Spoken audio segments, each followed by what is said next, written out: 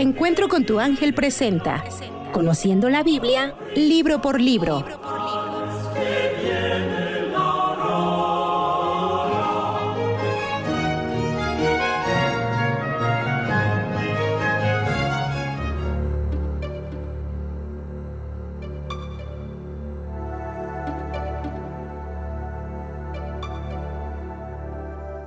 El libro de Esdras.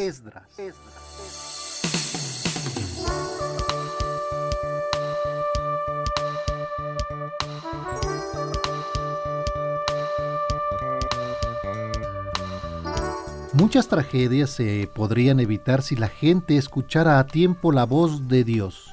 La Biblia dice que antes de que Nabucodonosor se llevara cautiva a la nación judía, Dios les mandó profetas para que les advirtieran de ese peligro.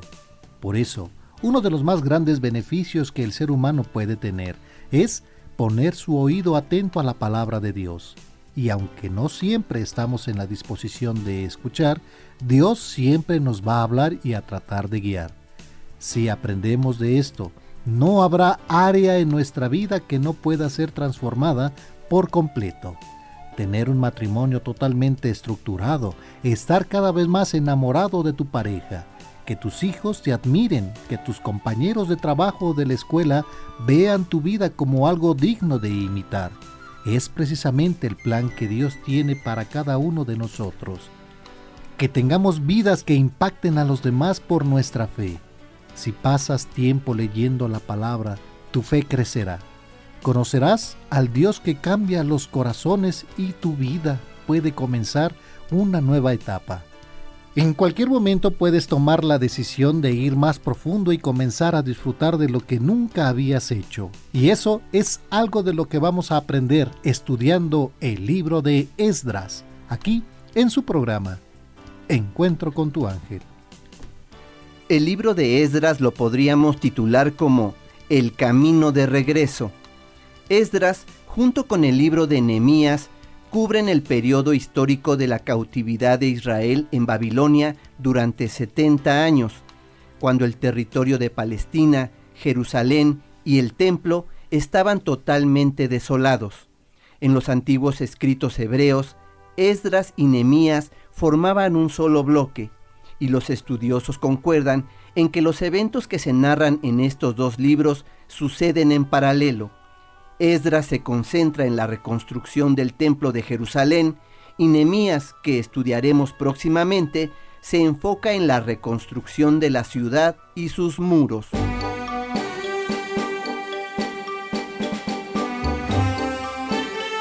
¿Sabías que cuando Nabucodonosor se llevó cautiva a la nación de Israel, también saqueó y destruyó el templo? Llevándose todo lo que era de oro, incluyendo las paredes, el piso y los utensilios? ¿Y que fue en ese momento cuando el Arca de la Alianza se perdió? ¿Y que hasta el día de hoy no se sabe dónde está? La comparación que hemos hecho con esos sucesos y con nuestra vida de desobediencia nos revela cómo es que el pecado nos comienza a robar la alegría, la paz y la salud. Este libro nos hace entender que el maligno es muy cruel, que nos puede hacer perder el trabajo, la familia y hasta la vida, y que no le va a dar lástima vernos tirados en el piso, sino que nos va a seguir pateando hasta destruirnos totalmente.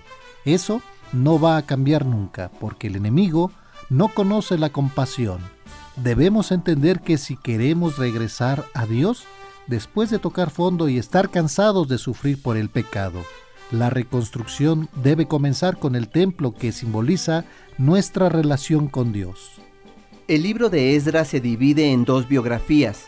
Del capítulo 1 al 6 se habla de Zorobabel, quien llevó de regreso a Jerusalén aproximadamente a 50,000 esclavos de Babilonia, y del capítulo 7 al 10 nos habla del ministerio del profeta Esdras. Es importante tener presente la división entre estos dos personajes, porque Zorobabel era descendiente del rey David, del linaje real, y Esdras era descendiente de Aarón, del linaje sacerdotal. Algo que vamos a comprender es que para ser restaurados y regresar a disfrutar de una buena relación íntima con Cristo, necesitamos devolverle a Dios el reinado de nuestra vida y de autoridad sobre nuestras decisiones.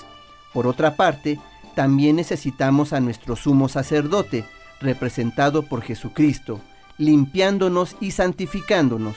En Esdras vamos a entender cómo el ministerio de un rey es construir o reconstruir, y el del sacerdote de limpiar y restaurar la santidad que Dios espera en cada uno de nosotros.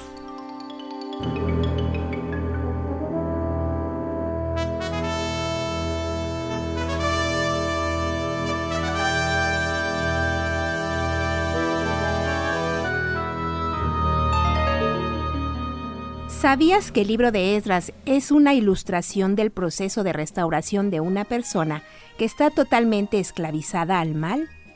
Por haber rechazado voluntariamente el perdón a sus pecados, para regresar a una comunión con Dios, donde puede tener acceso a todas las bendiciones que el fruto del Espíritu Santo produce en los genuinos creyentes? Y que el libro de Esdras es tan importante no solo porque nos narra este proceso individual de restauración, sino también el de una iglesia, el de un estado o el de un país entero. Lo primero que debes hacer para regresar a una buena comunión con Dios es reconocer que Él tiene derecho sobre ti. Un creyente se empieza a deteriorar al pensar que es dueño de su vida. Una de las áreas en las que el maligno ataca más al joven creyente, por ejemplo, es que lo lleva a unirse en matrimonio con la persona equivocada. Los creyentes genuinos entienden que Dios tiene un plan para cada uno de nosotros y que en ese plan está incluida la pareja, y esto es algo que verdaderamente tenemos que creer por fe, así como creemos en la vida eterna. Pero hay muchas decisiones que el joven en su interior ha idealizado de la pareja, especialmente en lo físico o intelectual. Pero debemos entender que si vivimos cerca de la palabra del Señor, vamos a poder creer que Él no solo tiene lo mejor para nosotros, sino que tiene algo increíble que ni en nuestro mejor sueño imaginamos. Una pareja que no solo te complementa, sino la pareja que tú necesitas. Así, muchos jóvenes toman el área de la pareja en sus manos, fijándose en lo que menos importa y descuidando lo realmente importante. Comenzamos a tomar nuestras decisiones y pensar que somos los dueños de nuestra vida. Otras veces podemos tener problemas económicos y se nos puede presentar la oportunidad de hacernos de recursos de una manera que no es la correcta. Y ahí es donde entra la disyuntiva que dice: ¿soy de Cristo? ¿Es mi dueño? ¿Debo obedecer a la voz que me dice, aprovecha la oportunidad? ¿O debo escuchar la voz de Dios que me dice, cuidado?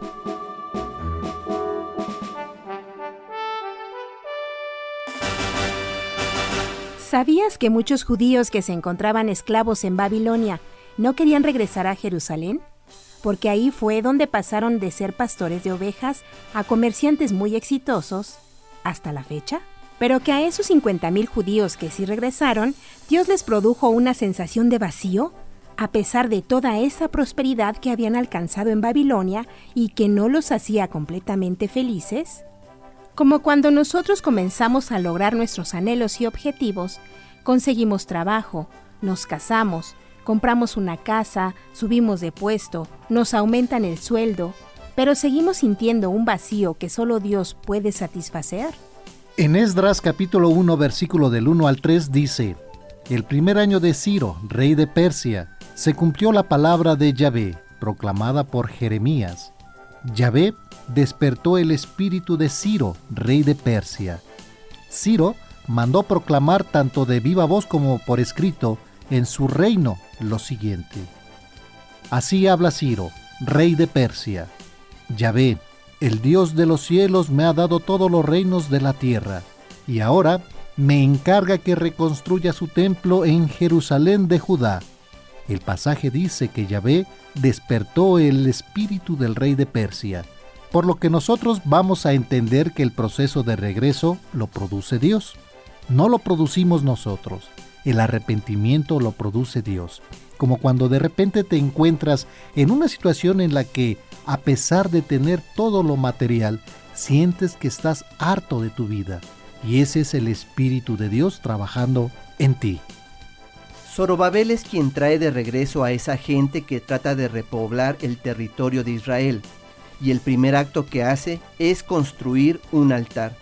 Imaginemos la escena: llegar a Jerusalén después de 70 años, ver todo destruido, quemado, lleno de maleza, y construir un altar entre las ruinas. ¿Qué simboliza un altar en la vida? En 1 Corintios capítulo 6 versículos 19 y 20 dice: ¿no saben que su cuerpo es templo del Espíritu Santo que han recibido de Dios y que está en ustedes? Ya no se pertenecen a sí mismos. Ustedes han sido comprados a un precio muy alto. Procuren, pues, que sus cuerpos sirvan a la gloria de Dios. Altar significa que le pertenecemos a Dios y que nos identificamos con Él.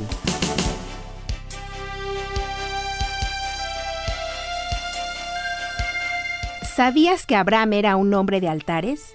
¿Que a donde llegaba construía un altar a Yahvé? Como una forma de decirle al mundo que él era creyente y que le pertenecía a Dios. Que cada uno de nosotros deberíamos de ser como Abraham. Que a donde llegáramos construyéramos un altar, en el sentido figurado, para que en nuestro trabajo, escuela o vecindario todos se enteraran que somos creyentes y que estamos orgullosos de nuestra fe. Lo primero que Zorobabel hizo fue construir un altar. El que quiera regresar a su comunión con Dios, después de un periodo de frialdad, lo primero que tiene que hacer es declarar públicamente que su vida le pertenece al Señor. Hoy, nosotros ya no necesitamos estar levantando altares de piedra como Abraham.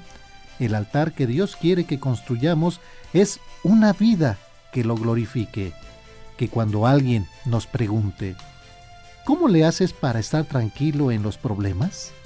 ¿Por qué nunca dices mentiras? ¿Por qué no eres rencoroso o te estás quejando de las injusticias? Es donde debemos responder: porque Dios me cambió. Esas son las oportunidades que tenemos para testificar, y no para colgarnos la medalla diciendo: es que yo soy así, desaprovechando la ocasión de construir el altar. No olvides que lo bueno que hay en nuestra vida es porque Dios nos lo ha dado. Cristo lo ha construido y debemos darle la gloria y la honra a sus méritos. Lo segundo que hizo Zorobabel fue poner los cimientos del nuevo templo. En Esdras capítulo 3 versículos 10 al 12 dice: cuando los obreros pusieron los cimientos del templo de Yahvé, se presentaron los sacerdotes revestidos de túnicas con sus trompetas, los levitas hijos de Asaf, con sus címbalos para celebrar a Yahvé, tal como lo había ordenado David, rey de Israel. Entonaron este canto para alabar y celebrar a Yahvé, porque es bueno, porque eterno es su amor para con Israel. Todo el pueblo lanzaba grandes aclamaciones y daba gracias a Yahvé, porque se habían puesto los cimientos del templo de Yahvé. Muchas personas de edad, sacerdotes y levitas, jefes de familia que habían conocido el primer templo, lloraban abundantemente, mientras se ponían ante su vista los cimientos, pero muchos otros dejaban escapar sus alegres exclamaciones. ¿Sabías que poner los cimientos del templo es entender que Jesucristo es la razón de nuestra vida? Que al meditar en lo que hizo por nosotros en la cruz y pasar tiempo a su lado, viene toda esta mezcla de emociones que nos describe el libro de Esdras. Que así como había unos que estaban felices por la nueva relación que iban a disfrutar, había otros que lloraban por ver el tiempo que habían perdido. Que cuando uno vive para Cristo, reconoce que Él nos dio la vida y que así como vivamos, así va a ser nuestra cercanía con Dios en la eternidad. Que podemos pensar que estamos ganando mucho en este mundo porque obtenemos muchas cosas, pero que lo único que vamos a descubrir ¿es que nos estamos robando las recompensas eternas? Lo que también podemos aprender de Zorobabel es que habrá oposición cuando queremos regresar a nuestra comunión con Dios. En Esdras capítulo 4, versículos del 1 al 3, dice: los adversarios de Judá y de Benjamín supieron que los que habían vuelto del cautiverio estaban construyendo un templo a Yahvé, Dios de Israel. Fueron pues a ver a Zorobabel y a los jefes de familia y les dijeron: Vamos a construirlo junto con ustedes, pues, al igual que ustedes. Invocamos a su Dios y le ofrecemos sacrificios desde la época de Asarjadón, rey de Asiria, quien nos desterró para acá.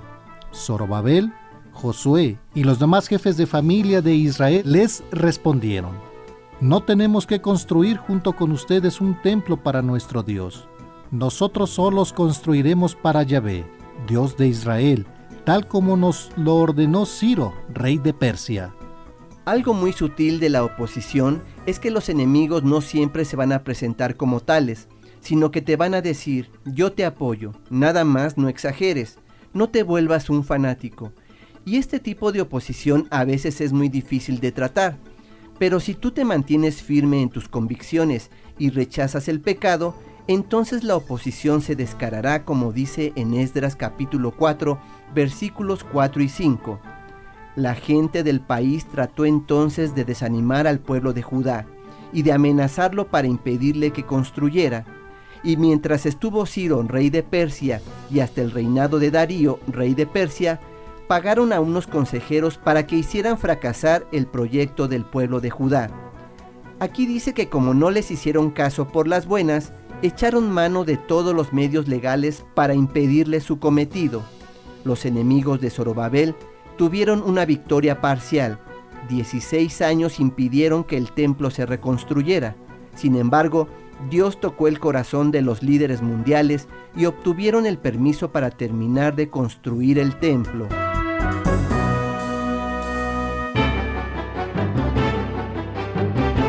¿Sabías que Zorobabel festejó la culminación del templo con la fiesta de la Pascua que se había suspendido todos los años de cautiverio? Que esta es una forma de ejemplificar que cuando tú quieres reconstruir tu relación con Dios, vas a tener razones para estar de fiesta, muy contento y regocijarte con los demás. Que de otra manera, tu corazón estará triste y marchito, aunque por fuera des otra impresión. La segunda parte del libro de Esdras es un poco más concreta. Esdras representa al sacerdote que nos viene a limpiar. Cuando tú quieres reconciliarte con Dios, tienes que ir a confesarle tus faltas. No puede haber restauración sin confesión. ¿A quién ofendes cuando pecas? ¿A Dios? ¿A quién le tienes que pedir perdón? A Dios. El apóstol San Juan dice: si confiesas tus pecados, Él es fiel y justo para perdonarte y limpiarte de toda tu maldad. Si no confesamos nuestras faltas, nunca vamos a entender lo que hicimos mal. Si tú no sientes dolor por tus pecados, los vas a volver a cometer. Y ese era el ministerio de Esdras. En el capítulo 7, versículo 6 dice: era un escriba muy instruido en la ley que Yahvé, Dios de Israel, había ordenado por medio de Moisés. Como Yahvé, su Dios, estaba con él, el rey le concedió todo lo que le pedía. Y Esdras le pidió muchísimas cosas a este rey pagano. ¿Saben ustedes cuál era el secreto de Esdras y por qué consiguió todos los favores del rey? Dice en el versículo 10 de este mismo capítulo: pues efectivamente se había dedicado con todo su corazón al estudio de la ley de Yahvé, a ponerla en práctica y a enseñarle a Israel las leyes y las costumbres. Esdras se había propuesto estudiar la Biblia y obedecerla. Muchos la leen, la estudian, pero pocos la obedecen. Esdras era un oidor y hacedor, y por eso Dios lo pudo usar. Esdras representa la Biblia en tu vida. Dios nos ha dejado su palabra para mostrarnos el camino de regreso a una comunión de utilidad. Muchas veces cuando uno voltea atrás, después de una época de frialdad, puede pensar: ¿cuánto pecado he cometido? No sé ni por dónde empezar mi confesión. Hay mentiras, enojo, amargura, resentimiento, nuevos vicios, inmoralidad. Hay de todo. Y Dios, a través de su palabra, te va a comenzar a declarar: no te preocupes, yo lo voy a hacer por ti. Tú solo concéntrate en mí. La Biblia es el instrumento que Dios usa para cambiarte. Si no hay Biblia en tu vida, no hay cambio. Si no estás leyendo, es una falacia tratar de ubicar una vida victoriosa. Y no solo para reconstruir, sino para embellecer tu relación con Él. para que veas lo hermoso que es seguirlo. Vivir para Cristo no es una vida árida, al contrario, es emocionante. No sabes lo que Dios va a traer. Peligros, aventuras, éxitos, pruebas, emociones, hay de todo.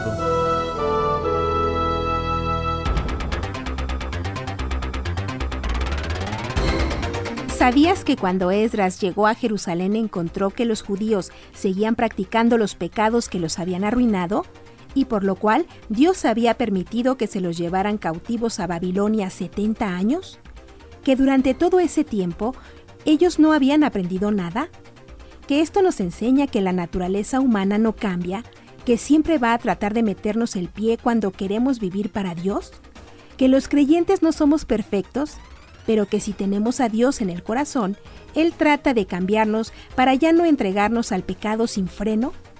En el cielo, el cuerpo no entra, pero mientras estemos en la tierra, vamos a tener que estar luchando contra nuestra naturaleza humana por todos los días. Cuando uno vive obediente, leyendo la Biblia y orando, Dios controla esa naturaleza. Y si antes nosotros éramos personas inmorales, corruptas o viciosas, Dios ahora lo suprime, lo controla y lo mantiene opacado, y la nueva naturaleza de Cristo se comienza a manifestar. Nos convertimos en personas de bien. Esta lección del libro de Esdras nos enseña que si descuidamos nuestra relación con Dios, nuestra carne se volverá a manifestar, que podemos llegar a ser iguales o peores de lo que éramos antes de conocer a Cristo. En Esdras, capítulo 9, versículos del 3 al 4, dice: Al oír eso, rasgué mi túnica y mi manto, me arranqué los cabellos y la barba, y muy conmovido me fui a sentar. Entonces, todos los que temían la palabra de Dios de Israel con respecto a ese pecado de los desterrados, se juntaron a mi alrededor y yo seguí allí, muy conmovido, hasta la ofrenda de la tarde. Aquí vemos a un hombre que le duele tanto el pecado que se arranca el cabello y la barba, se rasga su ropa en sentido de ofensa, porque él entendía el daño que el pecado podía hacer. No podemos ser ligeros con el pecado, pensar que no importa decir una mentirita, porque así es como se abre la puerta a la desobediencia. Los judíos que sí querían regresar a una comunión con Dios, pero que se habían casado y tenían hijos con mujeres moabitas o amalecitas, tenían que abandonarlas. ¿Te imaginas? Ellos seguramente amaban a sus esposas e hijos, aunque estaban fuera del plan de Dios. Por eso es tan difícil regresar a Cristo cuando pecamos. Pero no olvides que los libros bíblicos son figurativos, es decir, no se trata de que ahora todos dejemos a nuestra esposa e hijos por no estar casados por la iglesia o porque ellos sean de otra religión, sino que son símbolo de cómo tú puedes llegar a amar tu pecado. Que nos gusta enojarnos y guardar rencor, aunque sabemos que esto daña nuestra salud, que nos causa gastritis, úlceras y cáncer, pero no lo queremos dejar de hacer.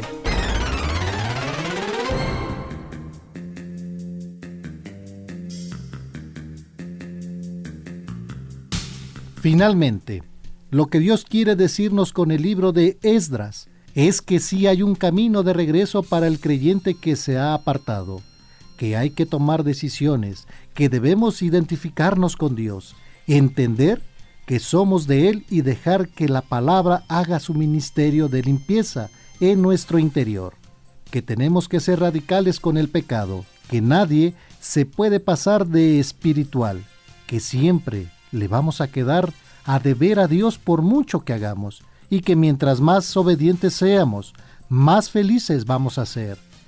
Y esto es el libro de Esdras que escuchaste aquí en su programa Encuentro con tu ángel.